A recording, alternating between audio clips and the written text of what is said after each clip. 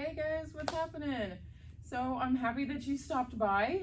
This is a really quick, super simple, super short walkthrough that I'm going to do for you on how to get into a high crescent lunge. All right, awesome. Okay, so our high crescent lunge is going to be right here. This is what it's going to look like. Now I'm going to walk you through how to get into a high crescent lunge. I'm going to be switching back and forth from right leg to left leg so you'll have different views as well, and just to find a little balance for myself. Okay, so first off, I'm going to start over here. So we've got the front of our mat, and then we've got the back of our mat. So in your high crescent lunge, you want all 10 toes are going to be pointing towards the front of your mat. So you've got your front leg is in the front, obviously. Back leg is in the back. My feet are about maybe 5 inches apart, if that makes sense. So if I was up here, they'd be about 5 inches apart, and I'm going to step my leg directly behind me. So my front leg, the idea is to get it parallel with the front edge of, parallel with your mat. So what that means is that your thigh needs to be parallel with the ground. Back leg, you want it to be nice and straight. Next, we're going to touch on our toes. So my right toes are pointing towards the front of the mat. My left toes, I am on the ball of my foot. So you don't want to be on the foot, but on the ball of it.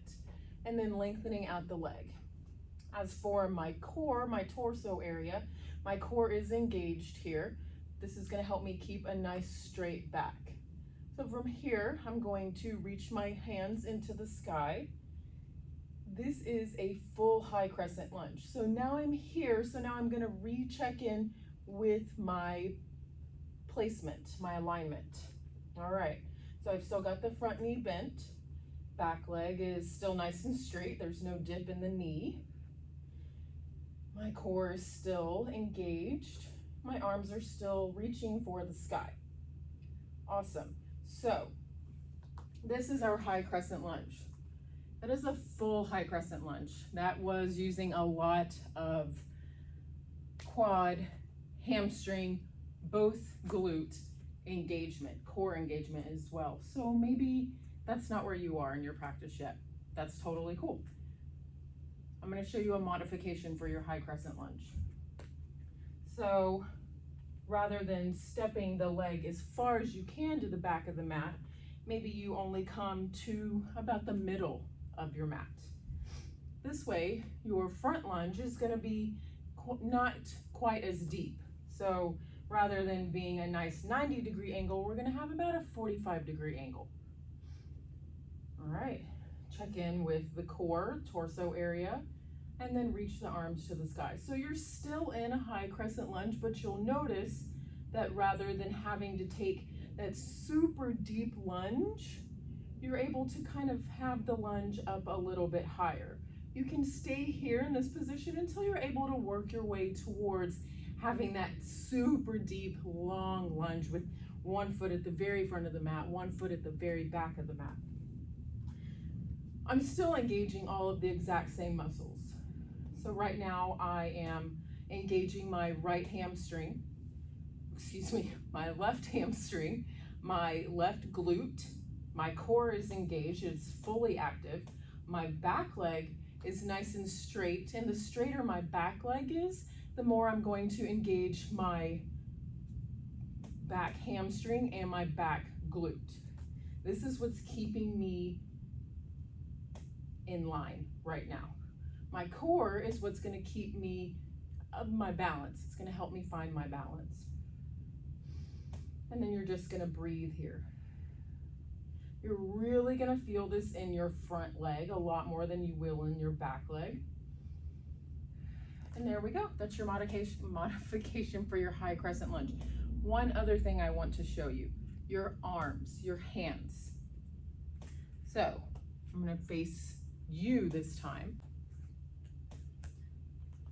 All right, so I'm just gonna show you from a different angle. This is what a high crescent lunge looks like from the front. I am in a full high crescent lunge right here, so you might be able to see how close my back leg is to the ground. You can also see what my front leg looks like from the lunge. So you want to take notice that my front knee is going straight ahead. It's in line with my foot.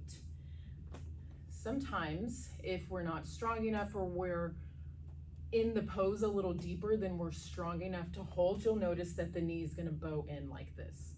So if you look down and you notice that your knee is outside of your big toe, you want to go ahead and bring it back in. And then if you're like, oh my goodness, that makes this pose so much harder, bring your stance up.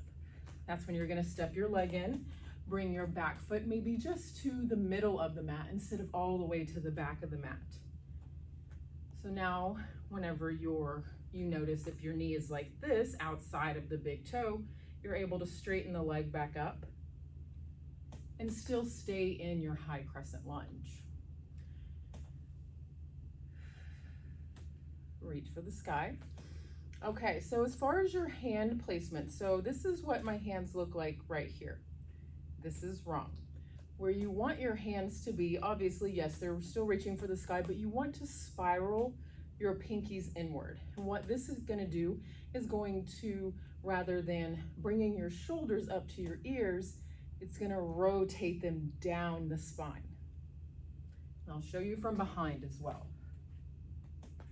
So here we've got our high crescent lunge, reaching for the sky. This is where I'm just reaching. So notice that my shoulders are up closer to my ears, but when I rotate them to where the pinkies go in, now they've gone from here to here, rotating them down my spine. This is where you want to be. Relaxed, calm movements, and just breathe. All right, so I hope that this video was useful. I hope it gave you some tips on your alignment, your foot placement, your hand placement, and your muscle engagement. If you have any questions, let me know. All right, thanks, bye.